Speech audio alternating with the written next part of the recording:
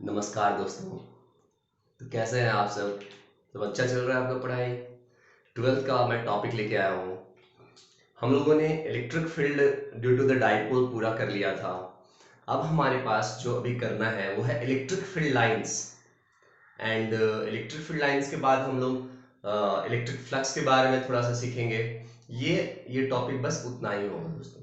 तो चलिए स्टार्ट करते हैं। हमारा भी टॉपिक है इलेक्ट्रिक फील्ड लाइंस। तो इलेक्ट्रिक फील्ड तो आपने समझ लिया था दोस्तों कि इलेक्ट्रिक फील्ड होता क्या था। Electric field is defined as the force per unit test charge. अगर यहाँ वेक्टर दे रहा हूं तो ऐसे ये हमारा इलेक्ट्रिक फील्ड होता था दोस्तों। अभी इलेक्ट्रिक फील्ड लाइंस क्या होता है वो हम लोग को भी समझना पड़ेगा। तो सबसे पहले उसके डेफिनेशन में आते हैं दोस्तों। तो इलेक्ट्रिक फील्ड लाइंस क्या होता है, एक ऐसा कर्व होता है। कर्व होता है एक्चुअली, वो लाइन का मतलब लाइन मत समझना आप ऐसे, वो कर्व के जैसे आप समझो। कर्व कुछ भी हो सकता है, वो लाइन भी हो सकता है, स्ट्रेट लाइन हो सकता है, ऐसे हो सकता है, कुछ भी हो सकता है। तो कोई भी एक इलेक्ट्रिक फील्ड लाइंस है अगर ऐसा, है ना, और मान लो इलेक्ट्रिक फील्ड लाइंस ऐसे जा रहा है, इस डायरेक्शन में ऐसे जा रहा है, ओके। और आपसे अगर मैं पूछा कि इस पॉइंट पे, इस पॉइंट पे, इस पॉइंट पे, इस पॉइंट पे the direction of net electric field क्या होगा दोस्तों? इस पॉइंट पे, इस पॉइंट पे, इस पॉइंट पे, इस पॉइंट पे। तो हमें कुछ नहीं करना है दोस्तों। हमें क्या करना है, बस इस पॉइंट पे हमें टेंजेंट ड्रॉ करना है। ऐसे टेंजेंट, टेंजेंट का मतलब क्या होता है दोस्तों, एक टच करता हुआ लाइन।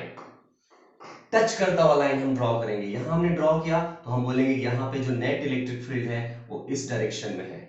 अगर मैं बोलूंगा यहाँ पे नेट इलेक्ट्रिक फील्ड का डायरेक्शन बताए तो यहाँ पे भी टेंजेंट ड्रॉ करेंगे दोस्तों, और यहाँ पे बोलेंगे नेट इलेक्ट्रिक फील्ड इस डायरेक्शन में है। और यहाँ पे अगर हमें ड्रॉ करना है दोस्तों, मींस फाइंड करना है कि किस डायरेक्शन में होगा नेट इलेक्ट्रिक फील्ड, तो टेंजेंट ड्रॉ कर देंगे दोस्तों। यहाँ पे ऐसे हो जाएगा नेट। इसका मतलब है कि इलेक्ट्रिक फील्ड लाइंस एक ऐसा कर्व होता है, इस तरह से उसको ड्रॉ किया जाता है कि किसी भी पॉइंट पे if you want to find the direction of net electric field then you have to draw a tangent. The tangent will provide the net electric field at that points.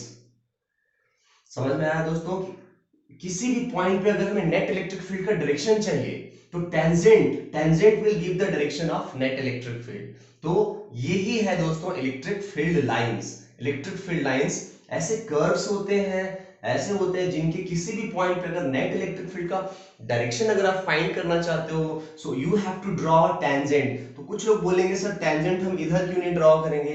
तो दोस्तों जिधर जिस डायरेक्शन में electric field point आगे हो रहा है ना, जिस डायरेक्शन में हो रहा है, अगर ऐसे मैंने दे दिया है तो हम एरो उसी डायरेक्शन में देंगे। अगर मैं मान लो एक ऐसा केस लेता कि जिसमें इलेक्ट्रिक फील्ड लाइंस ऐसे फॉरवर्ड हो रहा है ऐसे, इसका मतलब अगर मैं यहाँ टेंजेंट ड्रॉ करूंगा दोस्तों तो ऐसे करूंगा, यहाँ टेंजेंट ड्रॉ करूंगा दोस्तों तो ऐसे करूंगा, यहाँ ड्रॉ करूंगा तो ऐसे करूंगा। बिकॉज किसी भी लाइन का दो डायरेक्शन हो सकता है ना, एक या तो उधर या तो एक इधर।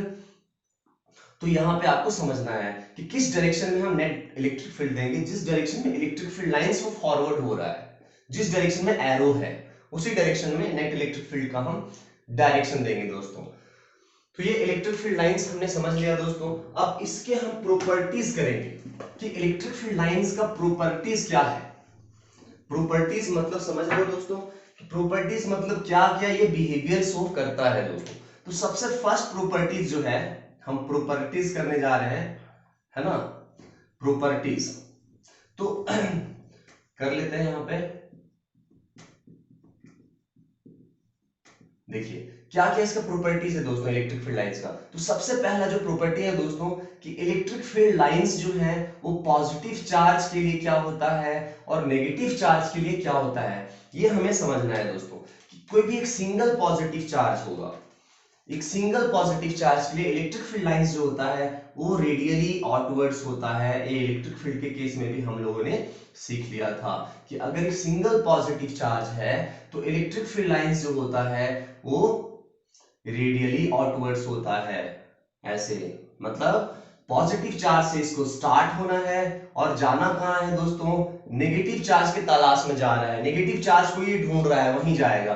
तो अगर एक सिंगल पॉजिटिव चार्ज है दोस्तों so electric field lines positive charge से स्टार्ट होगा और कहां जाएगा, ये जब तक इसको नेगेटिव चार्ज नहीं मिल जाएगा दोस्तों तब तक ये ट्रैवल करता रहेगा।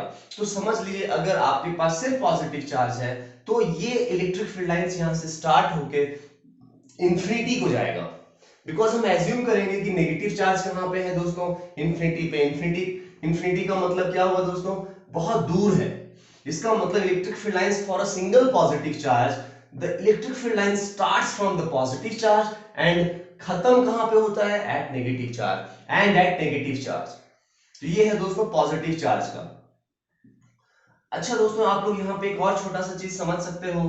क्या समझ सकते हो यहाँ दोस्तों, देखिए कि हम अगर ये छोटा सा रीजन ले रहे हैं यहाँ पे, ये वाला एरिया, इसमें हम देख रहे हैं कि इलेक्ट्रिक फील्ड लाइंस देखो बहुत पास पास है ना, means electric field lines are very crowded.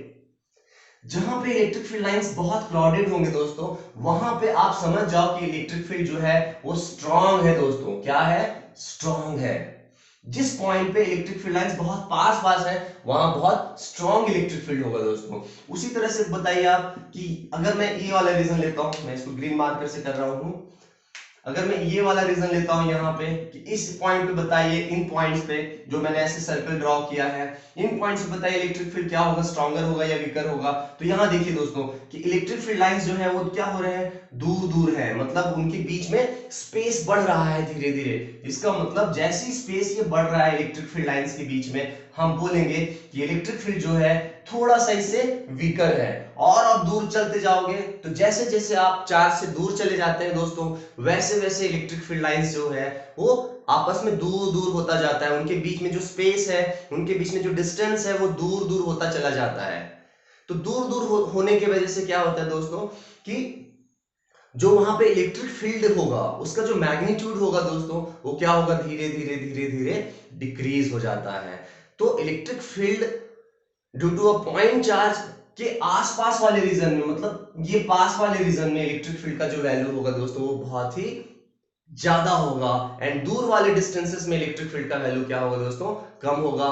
क्यों, इससे पहले आप लोगों ने पढ़ा था दोस्तों कि इलेक्ट्रिक फील्ड इक्वल टू क्या होता है, के क्यू बाय आर स्क्वायर। तो इससे भी आपको पता था दोस्तों, लेकिन इलेक्ट्रिक फील्ड लाइंस के साथ भी आप समझ सकते हो, जहां पे ज्यादा क्राउडेड है इलेक्ट्रिक फील्ड लाइंस, वहां पे इलेक्ट्रिक फील्ड स्ट्रॉन्गर है। तो पास वाले रीजन में इलेक्ट्रिक फील्ड स्ट्रॉन्गर है, दूर वाले रीजन में इलेक्ट्रिक फील्ड जो है वो क्या है, वीकर है दोस्तों। तो ये पॉजिटिव चार्ज का इलेक्ट्रिक फील्ड हो गया। अब हम नेगेटिव चार्ज का इलेक्ट्रिक फील्ड समझेंगे दोस्तों। तो पॉजिटिव चार्ज और नेगेटिव चार्ज के बीच में डिफरेंस क्या है दोस्तों, वो भी हम लोग समझते हैं। पॉजिटिव चार्ज का जो इलेक्ट्रिक फील्ड लाइंस होता है वो पॉजिटिव से स्टार्ट होकर जाता कहां है, इंफिनिटी को जाता है, रेडियली आउटवर्ड्स इंफिनिटी को जाता है। सिमिलरली अगर एक नेगेटिव चार्ज है दोस्तों, सिंगल नेगेटिव चार्ज है, तो आपको एज्यूम करना है कि इलेक्ट्रिक फील्ड लाइंस जो है वो इंफिनिटी से आ रहे हैं, इसके पास इंफिनिटी से आ रहे हैं इलेक्ट्रिक फील्ड लाइंस, ऐसे है ना। वो रेडियली आउटवर्ड्स जा रहा था दोस्तों, ये रेडियली इनवर्ड्स आएगा। इलेक्ट्रिक फील्ड लाइंस जो है वो रेडियली इनवर्ड्स जाएगा, लाइक दिस, ऐसे। देखिए दोस्तों, electric field lines due to negative charge, single negative charge. तो आपको क्या बोलना है कि electric field lines due to a single negative charge starts from the infinity, infinity से वो स्टार्ट हो रहा है और खत्म कहां पे हो रहा है दोस्तों, नेगेटिव चार्ज पे खत्म हो रहा है। समझ रहे हो आप लोग। जब पॉजिटिव चार्ज था तो पॉजिटिव चार्ज से इलेक्ट्रिक फील्ड लाइन स्टार्ट होके नेगेटिव जा रहा था और नेगेटिव इंफिनिटी पे था, तो पॉजिटिव से स्टार्ट होके वो इंफिनिटी जा रहा था।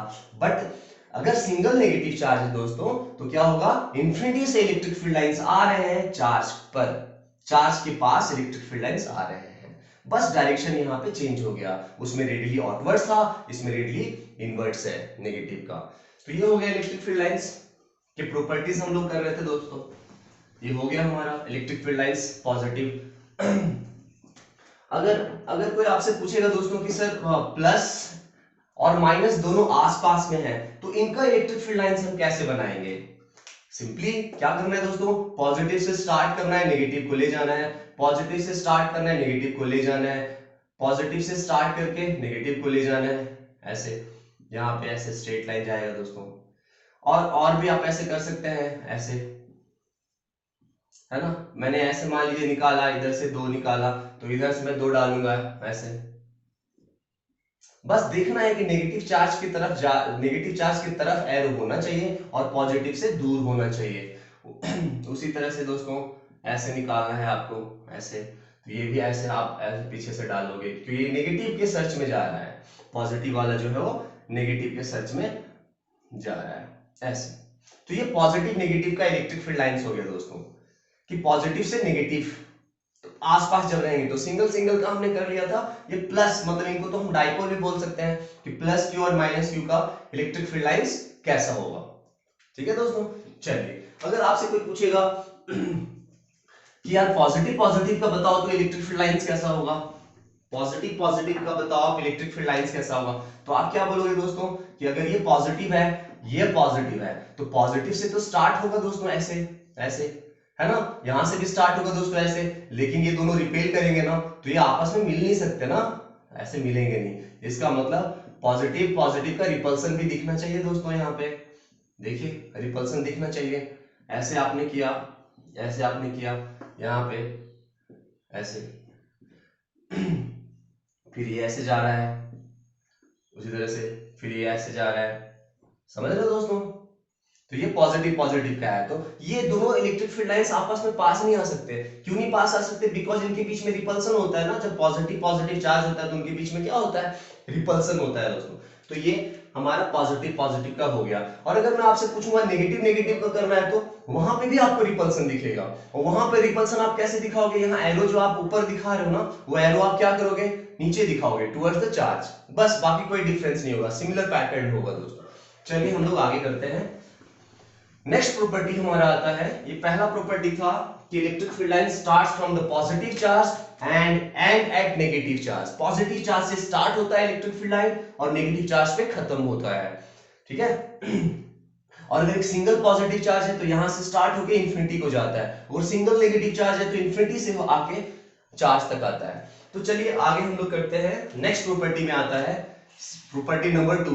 प्रॉपर्टी नंबर 2 क्या बोलता है दोस्तों कि कोई भी इलेक्ट्रिक फील्ड लाइंस अगर आप बना रहे हो ऐसे, ऐसे बना रहे हो, तो बीच में जो है आपको ये ब्रेक नहीं दे सकते, ऐसे आपको बीच में ब्रेक नहीं दे सकते। आपने कोई इलेक्ट्रिक फील्ड लाइंस ऐसे बनाया और बीच में ब्रेक देके फिर आगे ऐसे बनाया, बीच में ब्रेक नहीं हो सकता दोस्तों। इसका मतलब क्या है कि electric field lines must be a continuous curve, continuous curve होना चाहिए दोस्तों, मतलब कहीं पे कोई ब्रेक नहीं होना चाहिए, कंटिन्यूअस कर्व होना चाहिए। अब ये कंटिन्यूअस क्यों होना चाहिए आप खुद सोचिए दोस्तों, यहां तक इलेक्ट्रिक फील्ड है, यहां तक इलेक्ट्रिक फील्ड है, लेकिन बीच में इलेक्ट्रिक फील्ड है नहीं, मतलब यहां पे इलेक्ट्रिक फील्ड जीरो है। ऐसा कभी पॉसिबल नहीं हो सकता दोस्तों कि अगर कभी भी इलेक्ट्रिक फील्ड लाइंस होगा तो कंटिन्यूअस होगा, बिकॉज किसी भी चार्ज रीजन की वजह से इलेक्ट्रिक फील्ड जो होगा वो हर पॉइंट पे होता है दोस्तों, हर पॉइंट पे। कहीं ऐसा पॉइंट नहीं होता है कि वहां के इलेक्ट्रिक फील्ड जो होता है वो जीरो होता है। अब इलेक्ट्रिक फील्ड जीरो नहीं है तो वहां तो लाइन तो होगा ना दोस्तों, इसका मतलब इसको कंटिन्यूअस होना है बिना किसी ब्रेक के। तो आप यहां पे क्या लिखोगे कि electric field lines is a continuous curve without any break, बिना ब्रेक के होता है, बीच में कोई भी गैप नहीं होता है। चलिए हम लोग आगे करते हैं, ये सेकेंड प्रॉपर्टी था दोस्तों। थर्ड प्रॉपर्टी है, थर्ड प्रॉपर्टी में देखिए दोस्तों आपको क्या बोला जाता है कि दो इलेक्ट्रिक फील्ड लाइंस जो हैं, दो इलेक्ट्रिक फील्ड लाइंस एक दूसरे को इंटरसेक्ट नहीं कर सकते, मतलब two electric field lines never intersect to each other.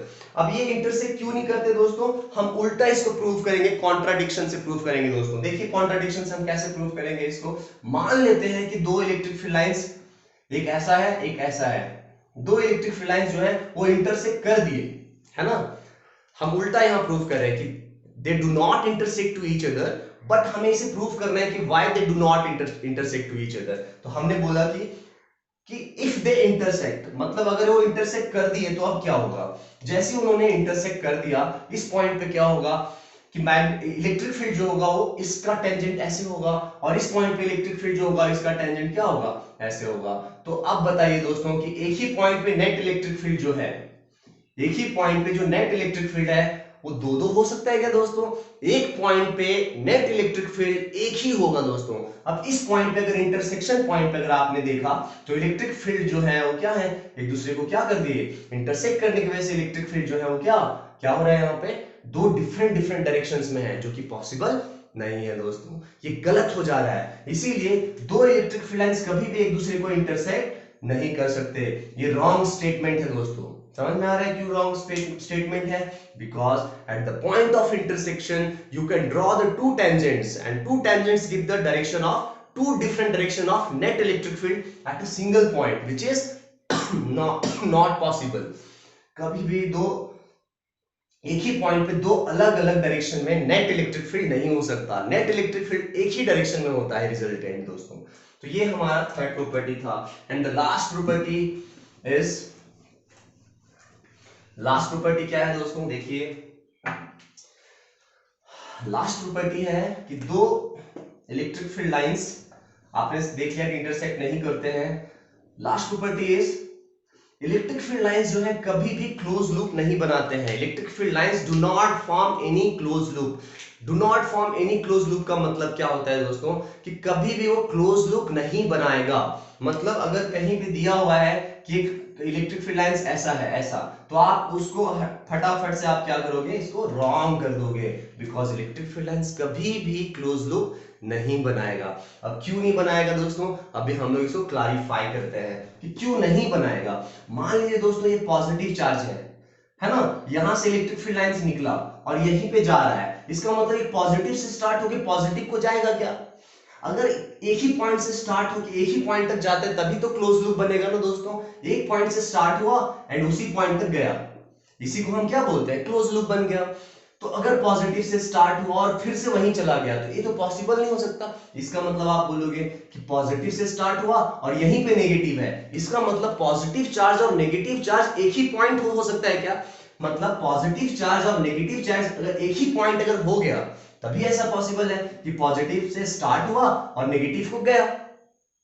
समझ में आया आपको? इसका मतलब दे do not form close loop का मतलब आपको समझ में आया कि एक जगह से कोई चीज स्टार्ट होकर वहीं पे अगर आ जाता है, घूम के वहीं पे आ जाता है, तो हम बोलते हैं कि क्लोज लूप बन गया. अब पॉजिटिव चार्ज है या नेगेटिव चार्ज है, वहां से स्टार्ट हुआ और फिर वहीं जा रहा है, मतलब एक ही चार्ज पॉजिटिव भी हो और नेगेटिव भी हो, ऐसा पॉसिबल है क्या? नहीं हो सकता है दोस्तों. तो कभी भी अगर आपसे कोई पूछेगा कि इलेक्ट्रिक फील्ड लाइंस जो है वो क्लोज लूप क्यों नहीं बनाते हैं, तो आपका यही आंसर होगा दोस्तों कि एक चार्ज ही पॉजिटिव और नेगेटिव नहीं हो सकता. मतलब एक चार्ज से मींस इलेक्ट्रिक फील्ड लाइंस निकला वहां से और फिर वहीं पे जाके चला गया, तो इसलिए वो नहीं हो सकता. सो इलेक्ट्रिक फील्ड लाइंस जो है कभी भी क्लोज लूप नहीं बनाते हैं. इसमें एक और छोटा सा चीज आपको बोला जाता है कि electric field lines do not form close loop due to the conservative nature of electric field. ये भी बोल सकते हो दोस्तों कि इलेक्ट्रिक फील्ड का कंजर्वेटिव नेचर की वजह से इलेक्ट्रिक फील्ड लाइंस जो है क्लोज लूप नहीं बनाता है. बट बेसिक चीज आपको मैंने बताया दोस्तों कि एक पॉइंट से स्टार्ट होकर फिर वहीं आना, मतलब वही चार्ज प्लस भी हो और वही चार्ज माइनस हो, ये पॉसिबल नहीं हो सकता है. आइदर वो चार्ज पॉजिटिव होगा या फिर वो चार्ज नेगेटिव होगा दोस्तों. तो ये हमारा इलेक्ट्रिक फील्ड लाइंस का जो टॉपिक है दोस्तों खत्म हो गया. चार प्रॉपर्टीज क्या क्या है दोस्तों, आपको रिवाइज करवा देता हूं. पहला प्रॉपर्टी है कि electric field lines start from the positive charge and at negative charge. अगर एक सिंगल चार्ज है तो क्या करेंगे, electric field line start from the positive charge और खत्म कहां होता है, इंफिनिटी पे. और नेगेटिव के लिए क्या करेंगे, start from the infinity and and at negative charge. The second one is, second property है क्या है दोस्तों, सेकंड प्रॉपर्टी है यहाँ पे electric field lines is a continuous curve without any break. मतलब इलेक्ट्रिक फील्ड लाइंस एक कंटीन्यूअस कर्व है बिना किसी ब्रेक के. मतलब आपने ब्रेक दे दिया, इसका मतलब वहां पे इलेक्ट्रिक फील्ड जो होगा वो क्या होगा, जीरो हो जाएगा. तो हर जगह पे इलेक्ट्रिक फील्ड होना चाहिए दोस्तों, इसलिए वो ब्रेक नहीं हो सकता है. इसलिए वहां पे आपको समझाया गया electric field lines is a continuous curve without any break. And the third point is, third point क्या था दोस्तों कि इलेक्ट्रिक फील्ड लाइंस जो है एक दूसरे को इंटरसेक्ट नहीं करते. They do not intersect to each other. If they intersect to each other at the point of intersection, क्यों ऐसा हो रहा है दोस्तों, at the point of intersection you can draw the two tangents and two tangents give the direction of two net electric field at a single point, which is not possible दोस्तों, है ना. and the last one, electric field lines do not form any closed loop.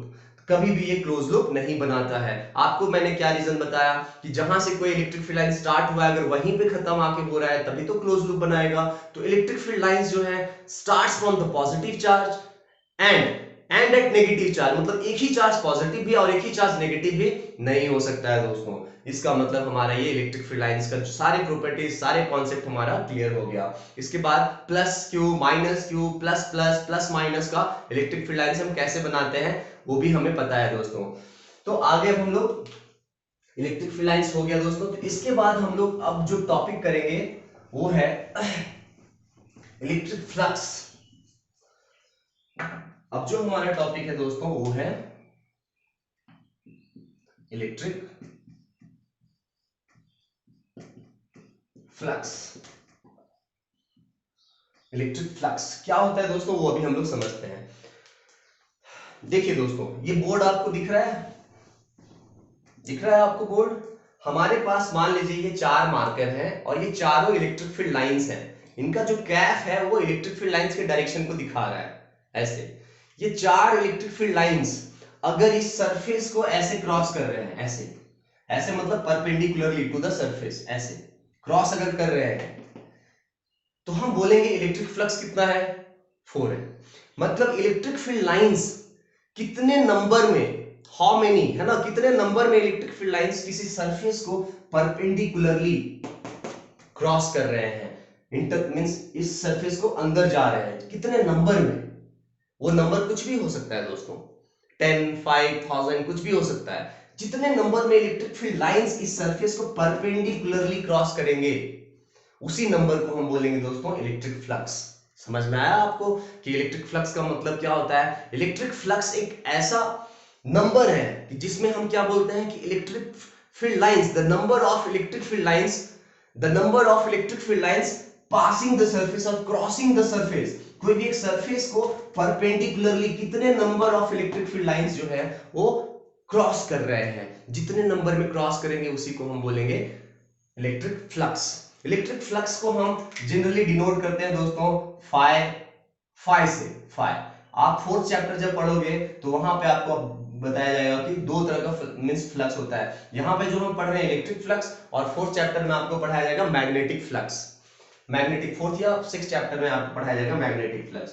तो यहाँ पे हम phi देखिए ई भी लिखते हैं और वहां हम फाई देखिए बी लिखते हैं। ई मतलब इलेक्ट्रिक फील्ड, वहां बी का मतलब मैग्नेटिक फील्ड। तो ई लिखना कंपलसरी नहीं है क्योंकि आप पहली बार फ्लक्स पढ़ रहे हो तो सिर्फ फाई लिखते हैं। तो इस फाई को हम, इलेक्ट्रिक फ्लक्स को हम कैसे डिफाइन करते हैं मैथमेटिकली दोस्तों, वो हम बोलते हैं कि इलेक्ट्रिक फील्ड वेक्टर को आप एरिया वेक्टर के साथ डॉट प्रोडक्ट कर दो।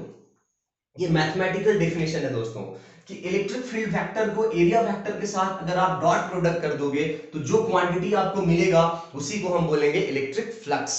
इलेक्ट्रिक फ्लक्स एक ऐसा क्वांटिटी है, मैंने आपको क्या बोला था दोस्तों, कितने number of electric field lines इस सरफेस को परपेंडिकुलरली क्रॉस कर रहे हैं। सो इलेक्ट्रिक फ्लक्स का मैथमेटिकल डेफिनेशन आप क्या दोगे कि electric flux is equal to electric field vector dot area vector. अब ये क्या होता है दोस्तों, अगर हमें डॉट प्रोडक्ट अच्छे से पता है, अगर आपको डॉट प्रोडक्ट नहीं पता है तो मेरा डॉट प्रोडक्ट का जो वीडियो है आप देख लो उसको, और अच्छे से क्लियर हो जाएगा।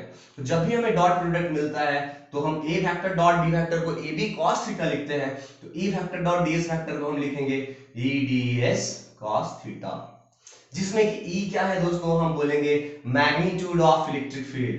ई क्या है दोस्तों, उसको हम क्या बोलने वाले हैं कि मैग्नीट्यूड ऑफ इलेक्ट्रिक फील्ड। और ds को हम क्या बोलने वाले हैं दोस्तों, ये है एरिया। एरिया अभी हम डिस्कस करेंगे दोस्तों कि एरिया वेक्टर क्या होता है, एंड थीटा क्या है दोस्तों, एंगल बिटवीन क्या बोलेंगे दोस्तों, electric field vector and area vector, इनके बीच में एंगल है दोस्तों।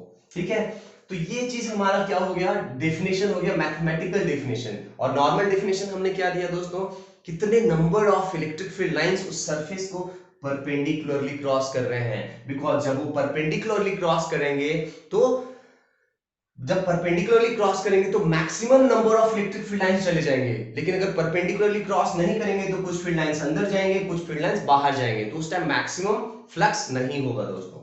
तो इलेक्ट्रिक फ्लक्स को हम ईडीएस कॉस थीटा बोल रहे हैं। अब इस इलेक्ट्रिक फ्लक्स के कुछ इंपॉर्टेंट पॉइंट्स के बारे में हम लोग अभी डिस्कस करते हैं। सबसे पहला इंपॉर्टेंट पॉइंट आता है इलेक्ट्रिक फ्लक्स का कि ये एक स्केलर क्वांटिटी है। कैसा क्वांटिटी है दोस्तों, स्केलर क्वांटिटी है। क्यों स्केलर क्वांटिटी है, कभी भी दो वेक्टर का डॉट प्रोडक्ट करने पे हमेशा हमारा स्केलर क्वांटिटी आता है, because dot product of any two vectors जो होते हैं वो स्केलर होता है, इसलिए उसको हम स्केलर प्रोडक्ट भी बोलते हैं। So electric field is a vector quantity, area vector is vector quantity, so flux is scalar quantity because they have the dot product between them, so scalar product. And the second one, इसका SI unit के बारे में हम बात करेंगे दोस्तों कि इसका एसआई यूनिट क्या होगा। देखिए दोस्तों, इलेक्ट्रिक फील्ड है यहाँ पे और यहाँ पे है एरिया। कॉस थीटा तो एक नंबर होता है, उसका कोई यूनिट नहीं होगा। इलेक्ट्रिक फील्ड का यूनिट हमें पता है दोस्तों कि न्यूटन पर कूलम होता है, और एरिया का यूनिट हमें पता है दोस्तों कि मीटर स्क्वायर होता है। तो हमें क्या बोलना है इसके एसआई यूनिट के बारे में, न्यूटन पर कूलम मीटर स्क्वायर। तो इसका एसआई यूनिट भी हमें पता चल गया दोस्तों। अब नेक्स्ट हम लोग क्या करेंगे, इसके डायमेंशन के बारे में हम लोग डिस्कस करेंगे दोस्तों कि इसका डायमेंशन क्या होगा, जो फ्लक्स है उसका डायमेंशन क्या होगा। तो डायमेंशन का मतलब है दोस्तों, इलेक्ट्रिक फील्ड का डायमेंशन आपको पता होना चाहिए और एरिया वेक्टर का डायमेंशन आपको पता होना चाहिए। सो इलेक्ट्रिक फील्ड का डायमेंशन का मतलब है दोस्तों फोर्स का डायमेंशन डिवाइडेड बाय चार्ज का डायमेंशन। बिकॉज इलेक्ट्रिक फील्ड को हम डिफाइन कैसे करते हैं, फोर्स पर यूनिट चार्ज, और यहाँ पे एरिया का इनटू एरिया का डायमेंशन यहाँ हमें पता होना चाहिए दोस्तों, एरिया का डायमेंशन। अब फोर्स का डायमेंशन आप 11th में ही पढ़े होंगे, mL (T⁻⁻²) ये होता है दोस्तों फोर्स का डायमेंशन। एंड इसका डायमेंशन क्या होता है, चार्ज का डायमेंशन होता है AT। एंड एरिया का डायमेंशन जो होता है दोस्तों वो होता है मीटर स्क्वायर, मतलब लेंथ स्क्वायर, तो L स्क्वायर हो गया। तो अब देखिए L यहाँ है 1, यहाँ है 2, तो क्या पावर हो गया, 3 हो गया। सो mL3 T⁻⁻, ये यहाँ 1 है, ऊपर जाएगा तो -1, सो T⁻³ एंड A⁻⁻1।